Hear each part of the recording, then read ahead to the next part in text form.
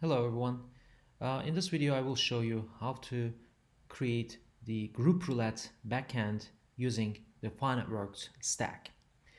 Group roulette will be a Tinder clone app, so it will be a very easy basic one. And Fineworks is our application stack which allows you to build REST APIs or other stuff using in a whiteboard friendly fashion. So let's begin. Uh, to create a Planetworks app, a graph app, we call it, uh, you have two options. Either you could just go to GitHub and let's do it now, and fork one of the repositories shown here, and we have some well-known examples such as Facebook and Twitter and Instagram. Um, then you could just go to these repositories, fork them, and edit the files, which are in GraphQL format. But that's a little complicated, I know it. So I'll show you the second alternative, which is to go to the Fineworks website and use the graphical user interface shown here. It's called Gapp Designer. It's a new feature we added to the website. And it's open source, by the way. So you can actually grab the source code of this and build the app locally as well. So when we click start building, and I'll call this group roulette, it shows me a sample app, which is more like a forum in this case, because there's a user, an actor node, who can post forum threads, an object, and post being an edge here, a right edge, as you can see. And the users can follow each other, and the threads can include other users, meaning this will be a mention edge. So you can mention other people in the forum threads, or people can reply threads, right? So they can either post or reply threads. And there's also the group functionality, which is a graph, kind of like Facebook groups within the forum. So yeah, that's it. That's a sample app that we see here, but we don't want to build this. So what I will do is I will click the trash icon in here in the right hand top corner, and I will start over. Let's call it group lab. This time it will be blank, as you can see here.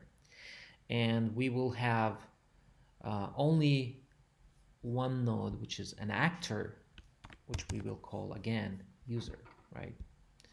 In Facebook, by the way, for example, you could have two actor nodes. Usually you have a single node in your applications, just a user. But for example, with Facebook, it will be a user and a page as actor nodes, because these are the only two elements of the network who can do things, make things, who can message each other, or who can post things, right? So these are what we call actor nodes. And in this example, though, a Tinder clone, I just create one actor, and that's it. I don't even create an object or graph, because what I will do is to add two more edges, and this would be a like edge, which would be a subscribe edge, because once you like a person, you then want to get their updates, notifications. So that will be a subscribe edge, and the other would be the message edge, because once you message someone, you notify them, you notify the other party, right? So so these are the two edges we will be using. But before I get to that, I have already prepared a repository, and let me go there to show you what this repository looks like, what this recipe looks like. It's called group roulette. And as you can see, there is a single node here, and there are two edges.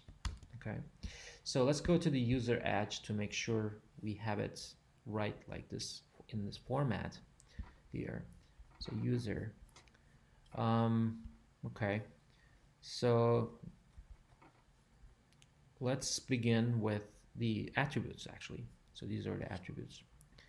We only have an ID attribute here. I wanted some more. So I'll start with username. Click username, and that will be a string, right? And it's a mandatory string. Anyone with GraphQL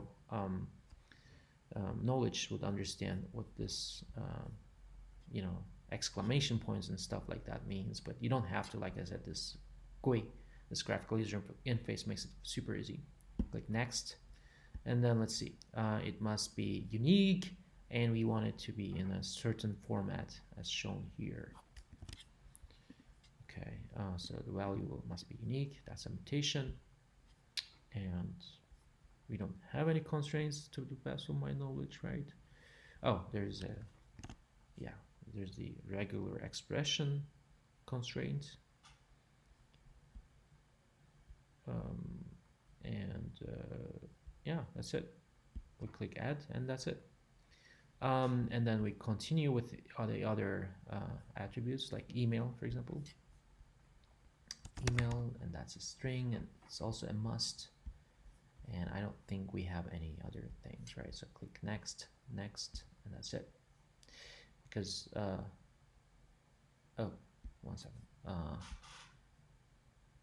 Must be unique.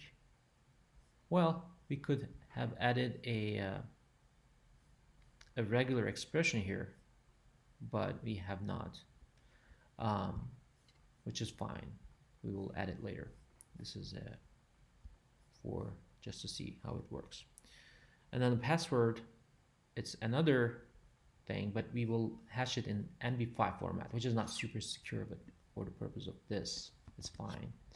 So let's create this other attribute, password, another string, attribute required, encrypt with MD5, and regular expressions as shown here.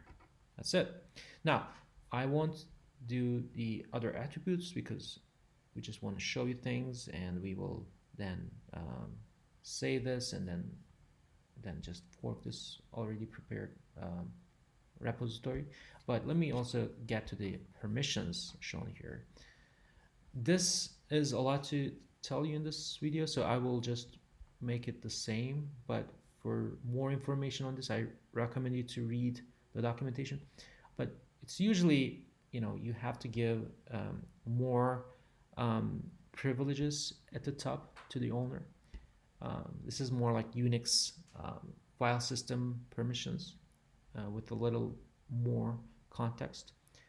And as you go down to subscribers and context, you limit the privileges you give, and yeah, that's it. And for others, we could either do this. This means, you know, people who are not even part of who have not even subscribed to our application, and we could even make it read only, so it's public, or we could make it even remove this so it's not even visible to anyone who has not signed up to our network yet. But I'll keep it actually while this is shown. Read level is given to anyone in this recipe here.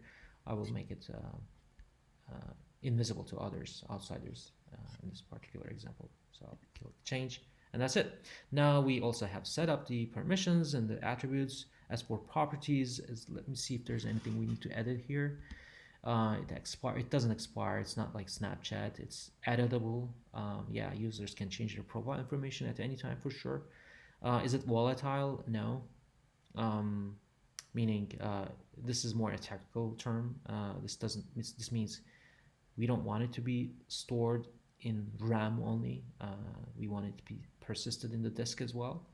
And is it revisionable? No, it's false, because we don't want this to be like a wiki, right? We don't want you to be able to go back to your profile from 2 years ago You could add that too, but we don't want that here. So we'll keep revisionable false.